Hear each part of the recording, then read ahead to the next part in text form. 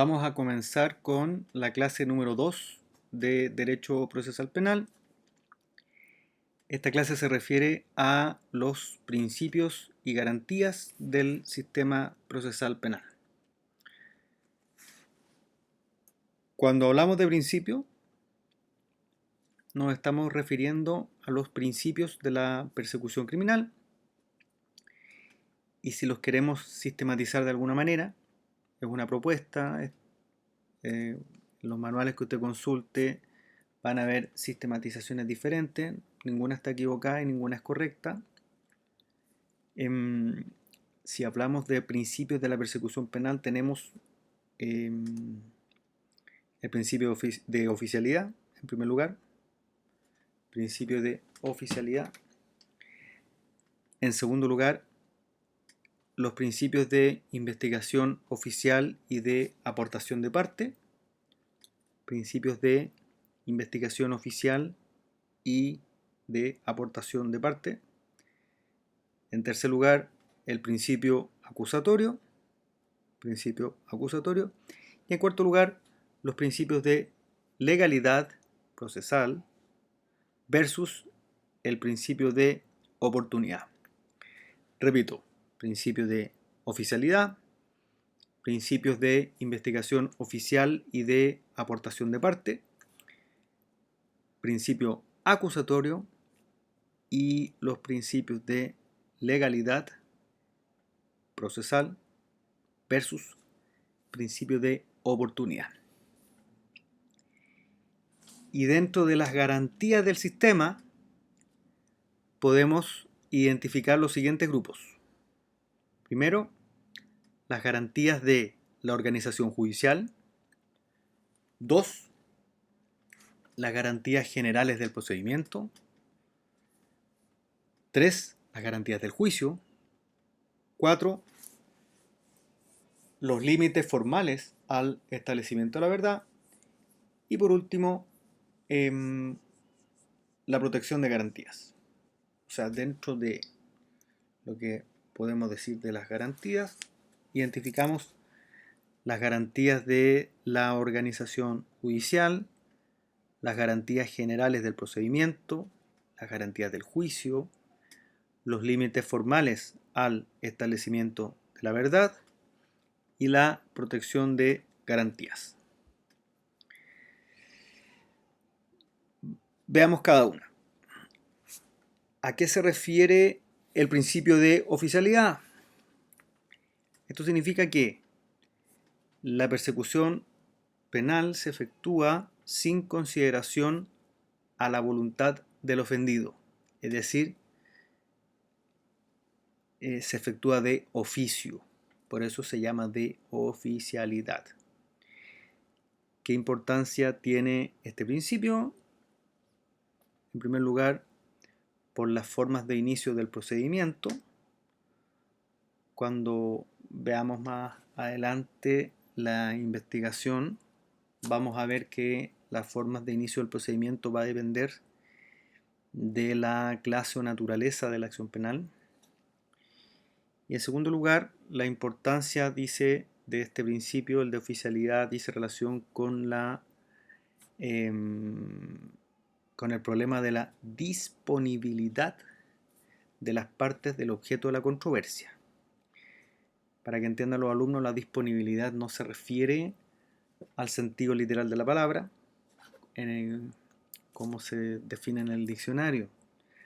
A lo que se está refiriendo es a la posibilidad o no de renuncia de los derechos en sentido amplio. ¿Por qué digo en sentido amplio? Porque en el sistema procesal penal chileno, como vamos a ver más adelante, existen diferentes sistemas, diferentes formas, mejor dicho, de mecanismos de solución del conflicto que son diferentes al juicio oral. Y esto es lo que en doctrina se entiende como la posibilidad o no de una justicia penal negociada, de que se pueda negociar la justicia penal depende de la disponibilidad del objeto de la controversia. Por ejemplo, frente a esta pregunta, los alumnos siempre suelen equivocarse. ¿Es posible llegar a un acuerdo reparatorio cuando el delito que motiva el conflicto es un homicidio? La respuesta suele ser no. Cuidado, porque el sistema chileno de regulación de los acuerdos reparatorios señala dentro de sus requisitos que son reparables los cuasi delitos. Entonces la pregunta que hice hace un momento ¿es susceptible de un acuerdo reparatorio un homicidio? La respuesta es sí, siempre y cuando ese homicidio sea punible a través de un cuasi delito, por ejemplo. Entonces, este es el principio de oficialidad. Vamos a los principios de investigación oficial y de aportación de parte. ¿A qué se refiere esto? El tribunal puede y debe producir prueba de oficio. Este es el principio de oficialidad.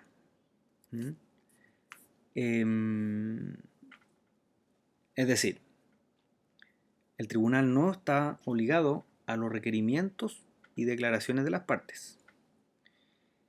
Esto es lo que se llama el principio de investigación oficial, que impone derechos y cargas al Estado. Como ejemplo de este principio, podemos ver la situación de la confesión, que en Chile está limitada en el sentido de que no puede ser objeto de condena el acusado con el solo mérito de su confesión. Revise por favor los artículos 340, inciso tercero, 340, inciso tercero, y 412, inciso segundo del Código Procesal Penal. De ahora en adelante, cada vez que diga artículo sin decir cuál es el cuerpo normativo, vamos a entender que es el Código Procesal Penal. No voy a leer todos los artículos, por lo tanto es obligatorio que el alumno que vea estos videos lo haga con su código, y cada vez que yo mencione un artículo, esto sí por favor, muy majadero, perdón la expresión, usted pone pausa y ve el código, porque es muy importante la geografía de código, y se hace muy tedioso un video de esta naturaleza si estoy todo el rato leyendo artículos. Voy a leer algunos en lo que sea pertinente, pero hago la advertencia que no porque no lo lea significa que no sea relevante. Entonces usted pone pausa y lo lee. Repito, ejemplo de manifestación del principio de investigación oficial lo podemos ver a propósito de la situación de la confesión, y para eso tiene que consultar los artículos 340, inciso tercero, y 402, inciso segundo. ¿De qué código? Si no digo cuál es el código, automáticamente usted tiene que consultar el Código Procesal Penal, que es el código entre comillas de procedimiento del año 2000. Cuando se habla, recordemos que cuando hablemos del Código de Procedimiento Penal es el código de 1906, que todavía está vigente en Chile para otros casos. Bueno, según el principio de aportación de parte, la iniciativa de los actos de prueba recae en las partes y no en el tribunal. Ese es un principio de corte acusatorio que en Chile está limitado en relación de la garantía que sea más favorable para el imputado, y nos remitimos como ejemplo lo que se dijo a propósito de la confesión. El principio acusatorio, ¿en qué consiste? Podemos hablar de 3 niveles. El primero, recordemos que existe en Chile una distribución de los poderes de persecución. Existe una distribución de los poderes de persecución. Primer pilar. Segundo pilar, la investigación y la acusación corresponden al Ministerio Público, porque hay una división de las funciones. En Chile, la investigación y la acusación corresponden al Ministerio Público. Y por último, recordemos que la decisión corresponde al juez. ¿A qué juez? ¿Por qué tipo de procedimiento? Es materia que vamos a ver más adelante. Los principios de legalidad y de oportunidad. ¿En qué consiste el principio de legalidad procesal penal? Significa que el Ministerio Público tiene la obligación de iniciar y sostener la persecución penal de todo delito sin que pueda suspenderla o interrumpirla a su arbitrio. ¿En qué consiste el principio de legalidad procesal penal?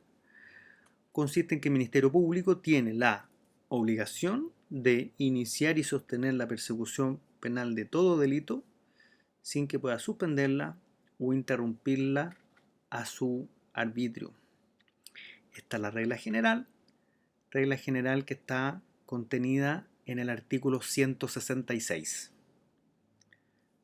Vuelvo a repetir, es la última vez que lo hago. Cuando hablamos de artículo, sin decir el código, es el Código Procesal Penal. Y vuelvo a repetir, cada vez que yo menciono un artículo, usted le pone pausa al videito y se lee el código.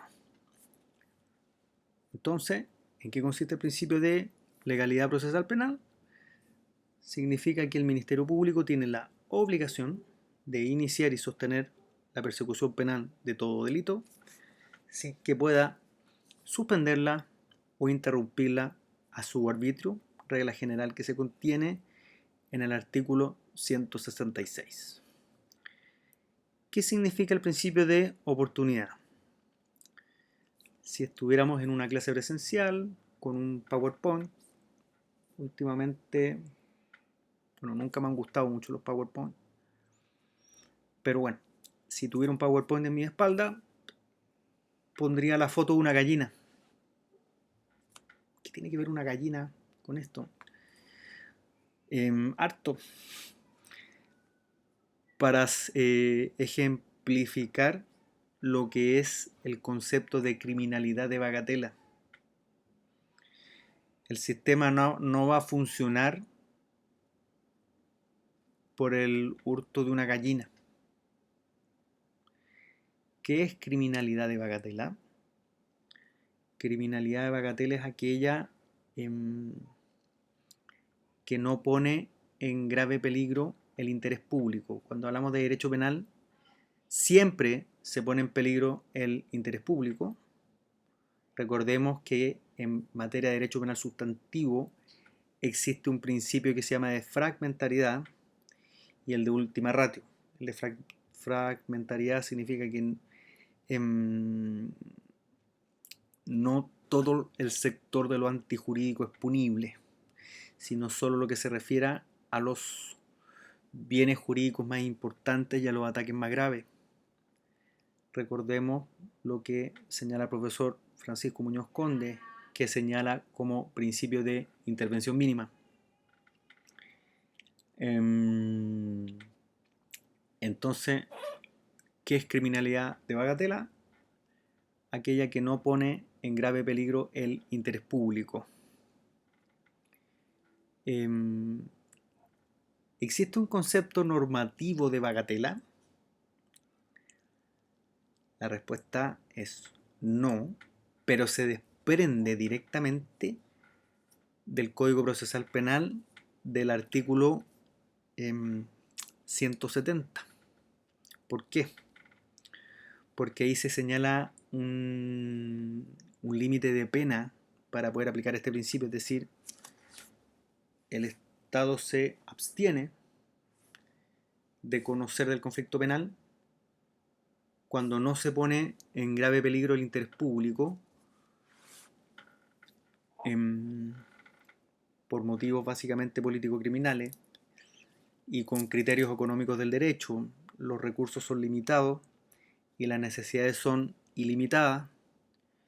Es un sistema muy caro, entonces no vamos a echar a andar el aparato jurisdiccional penal porque Pedro le hurta una gallina a Juan.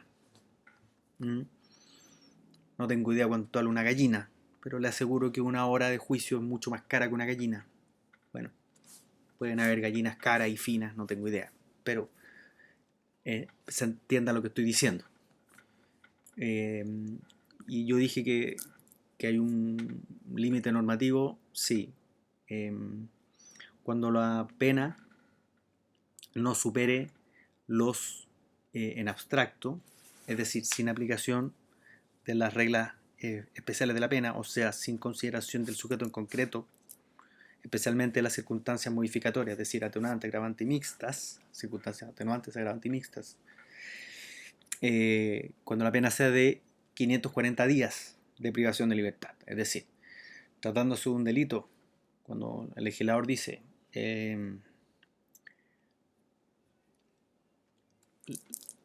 la pena es de, no sé, supongamos el delito de fealdad, por poner un ejemplo ridículo. Será castigado el feo, como yo, con la pena de presidio o reclusión menor en su grado mínimo. ¿Ya? O sea, cuando no supera en abstracto los 540 días, eso se estima que es criminalidad de bagatela.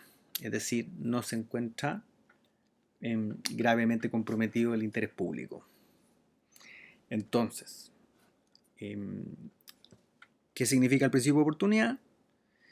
Significa que el Ministerio Público está autorizado para no iniciar, para suspender o para interrumpir la investigación. El ministerio, ¿qué significa el principio de oportunidad? Significa que el Ministerio Público está autorizado para no iniciar, para suspender o para interrumpir la investigación cuando sí lo aconsejen motivos de utilidad social o por motivos de carácter político criminal. Recordemos que la política criminal es la política del Estado frente al delito. Por ejemplo, tolerancia cero al manejo en estado de ebriedad. Eso es una decisión político-criminal. Entonces, ¿qué significa el principio de oportunidad? Significa que el Ministerio Público está autorizado para no iniciar, suspender o interrumpir la investigación cuando sí lo aconsejen motivos de utilidad social o motivos de carácter político-criminal. Lea por favor artículos 167, 168. Esos son manifestaciones del principio de oportunidad en sentido amplio. El 170, principio de oportunidad en sentido estricto. Y los artículos 237 y siguientes, donde se contienen las denominadas salidas alternativas del procedimiento. Salidas alternativas del procedimiento.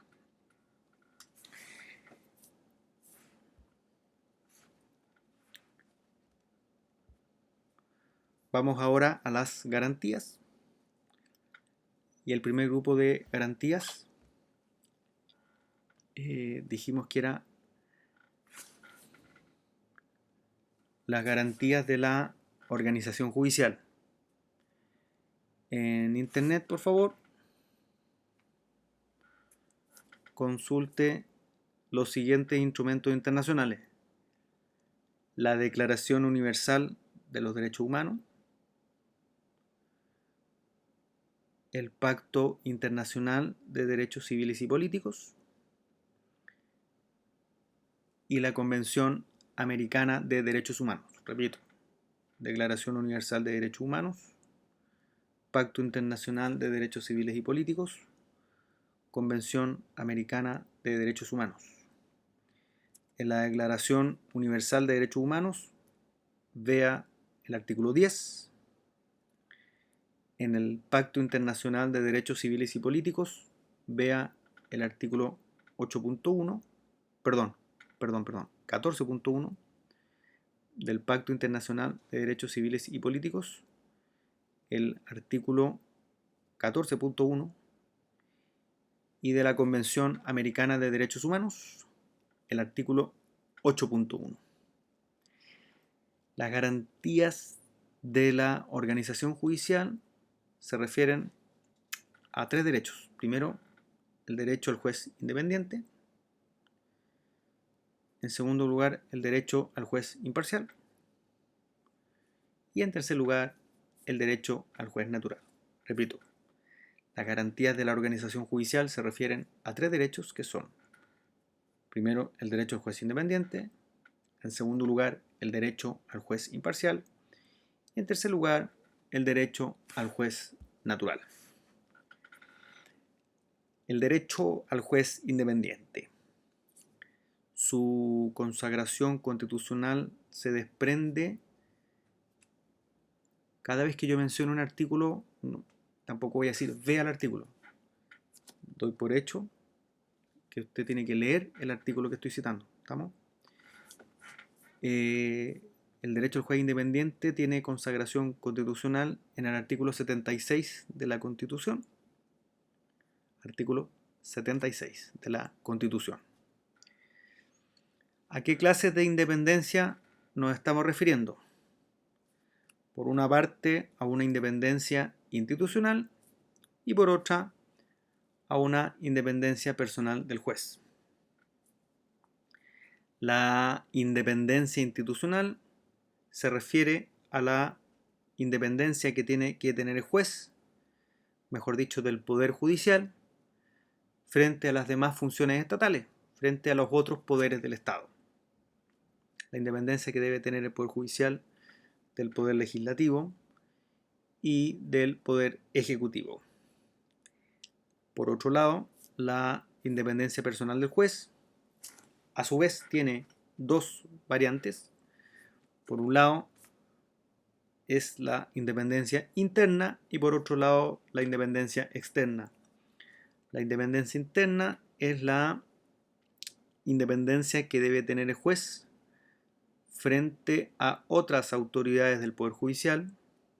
La independencia interna es la independencia que debe tener el juez frente a otras autoridades del Poder Judicial. Y la independencia externa frente a otras autoridades del Estado. Es la independencia que debe tener el juez, la persona del juez, frente a otras autoridades del Estado. Cuando hablamos de la independencia institucional, por si algún alumno lo está pensando, nos estamos refiriendo al Poder Judicial como cuerpo. Pero esa independencia no solo se refiere al cuerpo, sino que se refiere también al cuerpo u órgano, sino que se refiere también a la persona, si quieren decirlo de alguna manera, la persona natural del juez. El derecho al juez imparcial. Vea el artículo 1 del Código Procesal Penal. Derecho al juez imparcial. ¿Qué aspectos son relevantes a considerar respecto de este derecho? Primero, el juez no puede estar comprometido con alguna de las partes. El juez no puede estar comprometido con alguna de las partes. En segundo lugar, el juez no puede estar comprometido con el conflicto. El juez no puede estar comprometido con el conflicto. Y por último, no pueden concentrarse en el mismo funcionario las facultades de investigar, acusar y decidir. Relacionemos esto con el principio acusatorio. Entonces, último aspecto, no pueden concentrarse en el mismo funcionario las facultades de investigar, acusar y decidir. Derecho al juez natural. ¿Qué es esto? El derecho al juez natural. Artículo 2 del Código Procesal Penal. Tiene dos aspectos. Primero, se refiere a la prohibición de juzgamiento a través de comisiones especiales. Tiene que ser un tribunal constituido por ley con anterioridad al hecho. No puede ser una comisión designada a dedo. Los vecinos, amigos del carbón, no sé, los panaderos van a juzgarte. Los abogados dedicados al derecho penal, no puede ser una comisión especial. El decano de la Facultad de Derecho, no. Solamente entonces un tribunal, y ese tribunal tiene que ser competente y tiene que estar establecido por ley con anterioridad al hecho punible. Segundo grupo de garantías son las garantías del procedimiento. Garantías del procedimiento. Estas garantías, este grupo de garantías en doctrina, se agrupan en el concepto del debido proceso. Que no se te olvide. ¿Cuáles son las garantías del procedimiento? Se refieren al debido proceso. ¿Qué normas tiene que revisar? El artículo 19, número 3 de la Constitución. Me pone pausa y lo lee, por favor. Artículo 19, número 3 de la Constitución. Artículos 10 y 11 de la Declaración Universal de Derechos Humanos. Artículos 10 y 11 de la Declaración Universal de Derechos Humanos. El artículo 25 de la Declaración Americana de Derechos Humanos. Artículo 14 del Pacto Internacional de Derechos Civiles y Políticos. Y por último, el artículo 8 de la Convención Americana de Derechos Humanos. Estas garantías del procedimiento, estas garantías que componen el debido proceso, las podemos sistematizar en 5 grupos o aspectos. El primero, el derecho al juicio previo. En segundo lugar, el derecho a ser juzgado dentro de un plazo razonable. En tercer lugar, el derecho de defensa. 4, la presunción de inocencia. Y 5, el non bis in idem, o no, el principio de no dos veces lo mismo. Entonces, la garantía del procedimiento, es decir, que integran el concepto de debido proceso, se refieren a 5 aspectos que son el derecho al juicio previo, el derecho a ser juzgado dentro de un plazo razonable, el derecho de defensa, la presunción de inocencia y por último el non bis in idem. El derecho al juicio previo. Lea el artículo 1 del Código Procesal Penal. Esta garantía tiene 2 alcances. Primero, el derecho a una sentencia lógica y fundada. Y en segundo lugar, el derecho a un proceso previo legalmente tramitado. Entonces, el derecho al juicio previo tiene artículo 1 del Código Procesal Penal. Tiene un doble alcance. Primero, el derecho a una sentencia lógica y fundada. En segundo lugar, el derecho a un proceso previo legalmente tramitado. El derecho a ser juzgado dentro de un plazo razonable tiene consagración normativa en los artículos 7.5 y 8.1 de la Convención Americana de Derechos Humanos, y podemos citar también los artículos 247, inciso primero, y 229 del Código Procesal Penal. Esta garantía se refiere a que al viejo principio o aforismo, mejor dicho, la justicia que tarda no es justicia. Pensemos que en el Código de 1900, bajo el ámbito del Código de 1906, hubo juicios que en su tramitación duraron 30 años. 30 años. ¿Es eso un plazo razonable? Piensen que los testigos se mueren, las cosas se echan a perder, las cosas se olvidan, etc. Entonces, el hecho de ser juzgado dentro de un plazo razonable se refiere a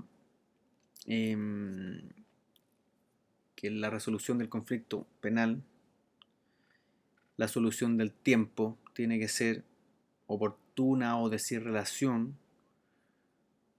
con todo el conjunto de garantías. El problema es que es razonable. No hay un concepto completo y acabado, pero sí existe una consagración normativa en el sentido de que el plazo máximo que tiene el Ministerio Público en una investigación formalizada es que significa, lo vamos a estudiar más adelante, pero eso significa que al imputado se le hayan formulado cargos, se le hayan, mejor dicho, comunicado los cargos, es decir, que se le haya formalizado la investigación en audiencia pública al frente de un juez de garantía. Antes de eso, la investigación se llama desformalizada. ¿Cuál es el problema en Chile? Que no hay plazo. No hay plazo para la investigación desformalizada. En la práctica, dice en relación con los plazos de prescripción. Ahí hay otra discusión porque en la ley chilena en ninguna parte dice que una denuncia o que la querella interrumpa o suspenda la prescripción. La ley chilena dice que la prescripción se suspende con la formalización de la investigación, que este acto procesal que dijimos hace un momento, que se comunique la formulación de cargos al imputado en frente del juez de garantía. Comunicación que no debe hacer cualquiera, la hace el Ministerio Público. Bueno, entonces en Chile se estima que un plazo razonable es de hasta 2 años de investigar una vez que se haya formalizado la investigación. ¿Qué significa el derecho de defensa? Derecho de defensa. Vea los artículos 19, número 3 de la Constitución y los artículos 8, 93 y 94 del Código Procesal Penal. El derecho de defensa en sentido amplio comprende dos grupos de garantías que son, por una parte, el derecho de defensa material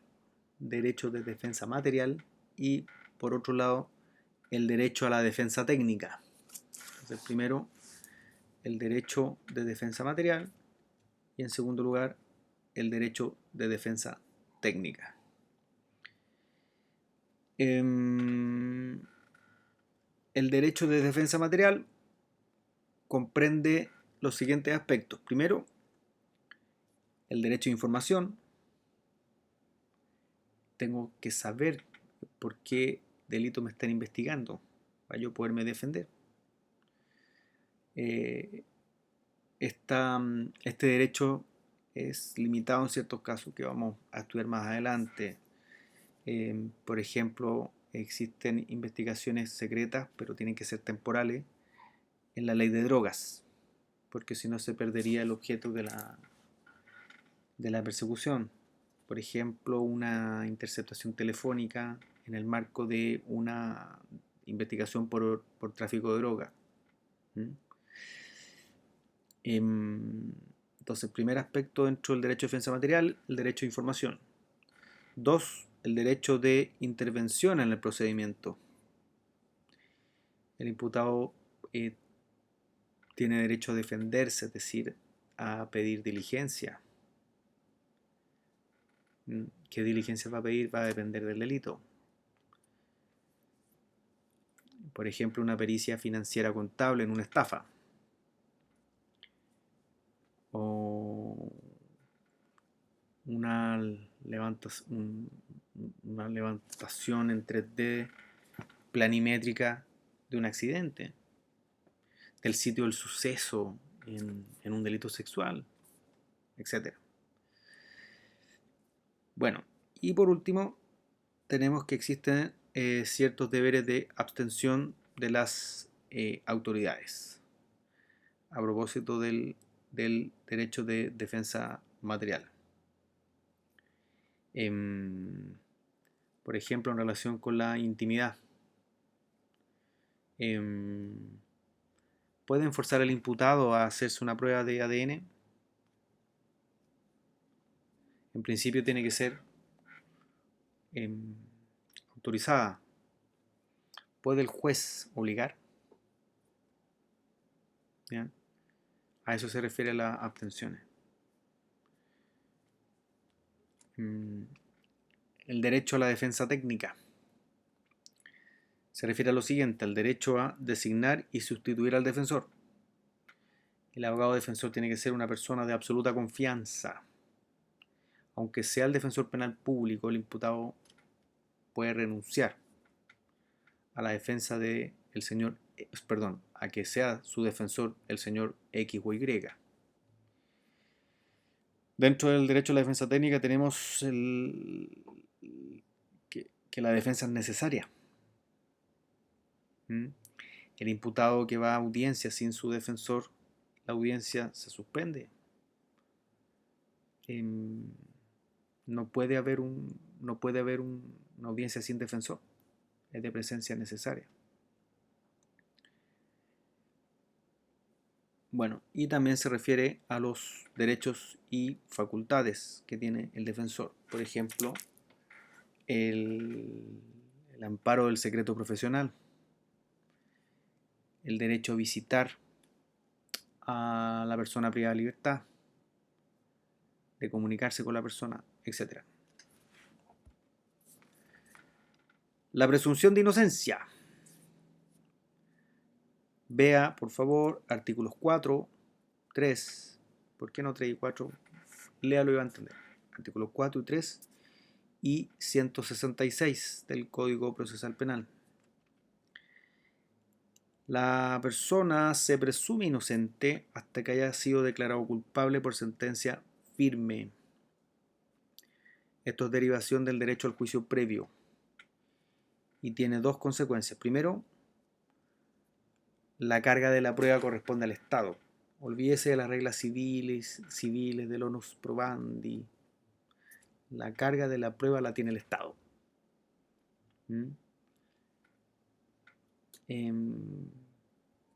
O sea, en la práctica, la carga de la prueba la tiene el Ministerio Público.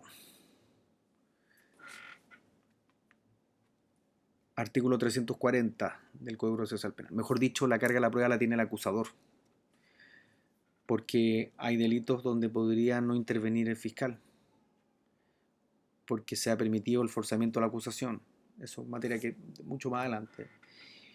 Y hay otros delitos, que son los de acción privada, donde derechamente no interviene el fiscal. También lo vamos a estudiar más adelante. Entonces la carga de la prueba corresponde al Estado. Artículo 340. Y la segunda consecuencia es que el imputado debe ser tratado como inocente.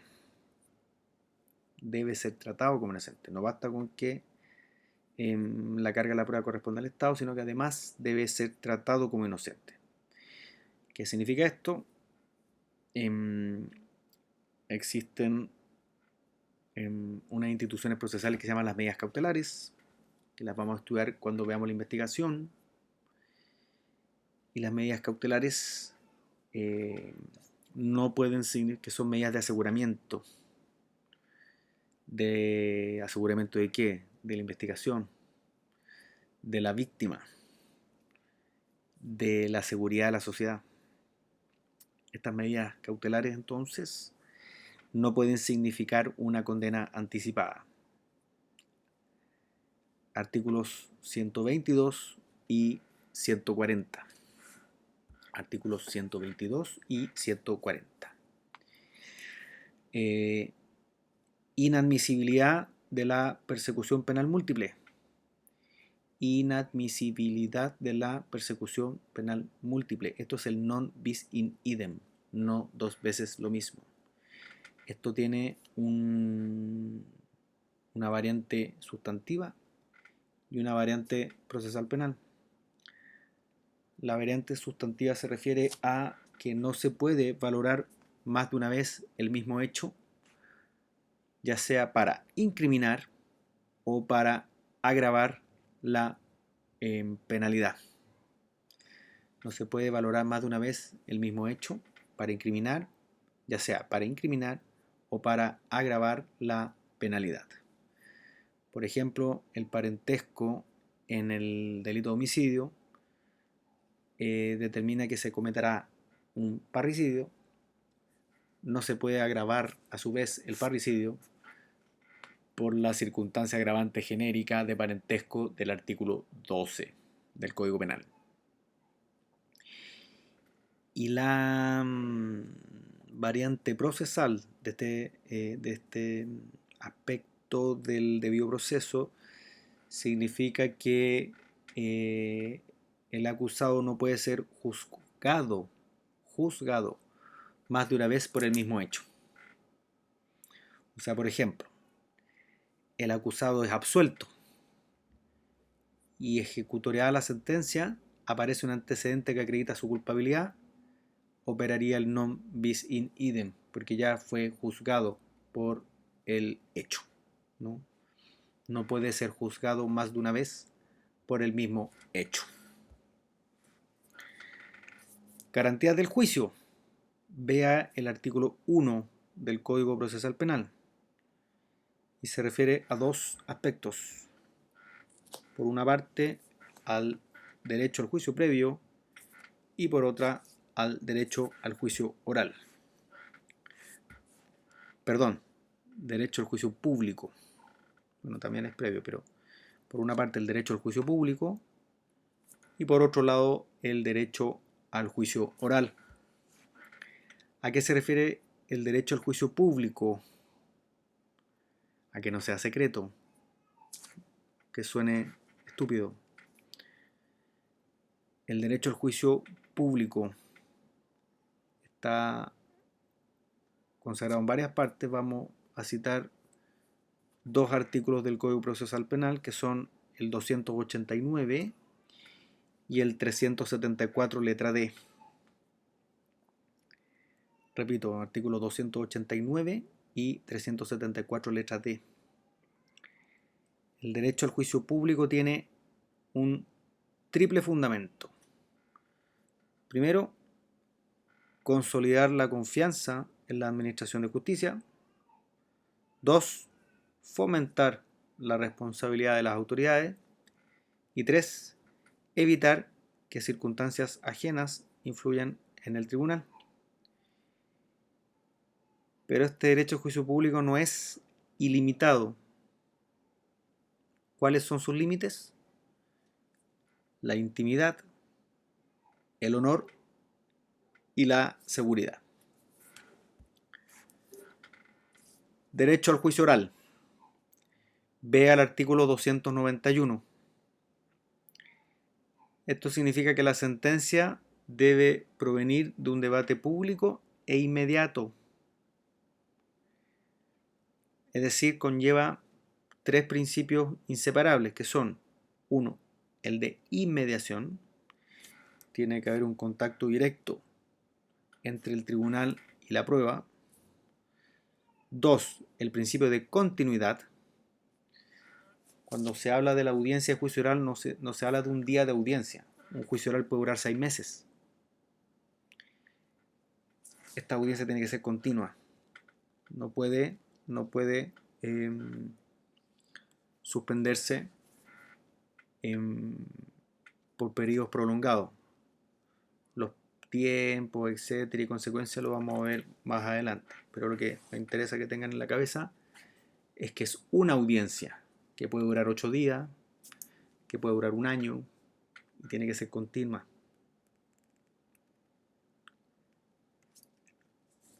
Y el otro aspecto es la concentración, inmediación, continuidad y concentración. Es decir, los actos del procedimiento tienen que verificarse a la misma audiencia. Es decir, la prueba tiene que rendirse en esta audiencia pública.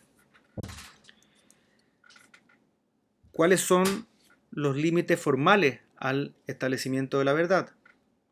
Recordemos que es una verdad procesal. ¿Cuáles son los límites formales al establecimiento de la verdad? Recordemos que no es una verdad material, que es una verdad procesal. Esto se refiere a las garantías para limitar la persecución en relación con la actividad probatoria. Y nos referimos a 4 situaciones. Primero, el derecho a la privacidad, artículos 44 y 182. Derecho a la privacidad, artículos 44 y 182. En segundo lugar, a la garantía de la inviolabilidad del hogar y de las comunicaciones. Garantía de la inviolabilidad del hogar y de las comunicaciones. Artículo 19, número 5 de la Constitución. Al honor, en tercer lugar, al honor del acusado y de todos los intervinientes. Vea artículos 289 y 292. Y por último, a las garantías vinculadas con el imputado como órgano de prueba. No se lo puede torturar para obtener una confesión. Vea el artículo 93, letra G, del Código Procesal Penal. Y para ir cerrando el tema, en el sistema chileno existe una protección de estas garantías. Existe un sistema de protección de estas garantías que podemos separar en 2 grupos. Primero, tenemos los mecanismos generales preventivos. Tenemos los mecanismos generales preventivos. Y en segundo lugar, los mecanismos generales correctivos. Mecanismos generales preventivos y mecanismos generales correctivos. ¿Cuáles son los mecanismos generales preventivos? 2. Primero, la autorización judicial previa. La autorización judicial previa. Artículo 9 del Código Procesal Penal. Hay que pedir autorización judicial, por ejemplo, para allanar,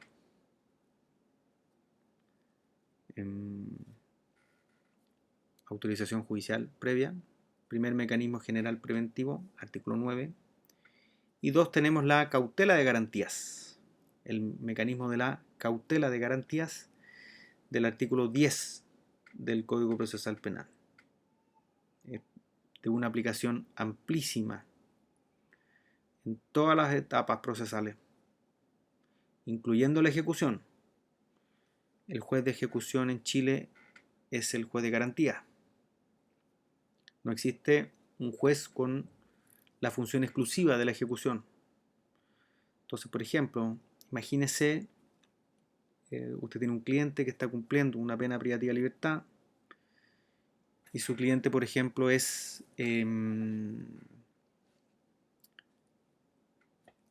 gay y sufre graves discriminaciones de género porque lo colocaron en un pabellón de skinhead o nazi y las autoridades penitenciarias no hacen nada. Entonces usted presenta una cautela de garantía en el juzgado de garantía, que es el juez de ejecución de pena, para que su defendido siempre va a ser su cliente para siempre, digamos, según su relación contractual o según el rol que ocupe el defensor en la Defensoría Penal Pública, da lo mismo, pero se entienda el ejemplo, para que lo cambien de pabellón. Y así un largo, etcétera, va a depender de la imaginación humana. Cautela de garantías, artículo 10. Y los mecanismos generales correctivos son 3. Primero, la nulidad procesal, las nulidades procesales por actos de procedimientos inválidos, artículos 159 y siguientes del Código Procesal Penal, las nulidades procesales, artículos 159 y siguientes, lea solo el 159. En segundo lugar, la exclusión de la prueba ilícita, artículo 276, inciso tercero, exclusión de la prueba ilícita, artículo 276, inciso tercero, que es aquella prueba que se ha obtenido con infracción de garantías fundamentales, la confesión mediante tortura, por ejemplo. Ya vamos a ver que tiene sus límites, hay unas discusiones, está la famosa teoría del fruto del árbol envenenado, todo eso lo vamos a ver más adelante.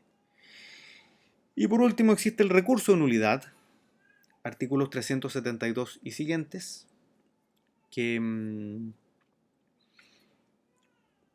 naturalmente que lo vamos a estudiar, pero se refiere a que,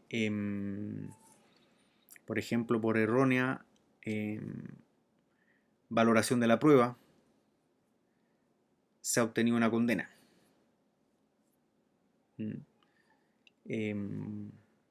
Y bueno, hay muchas otras causales que las vamos a ver en su momento. Con esto terminamos una extensa clase que es la número 2, que se refiere a los principios y garantías del sistema procesal penal chileno.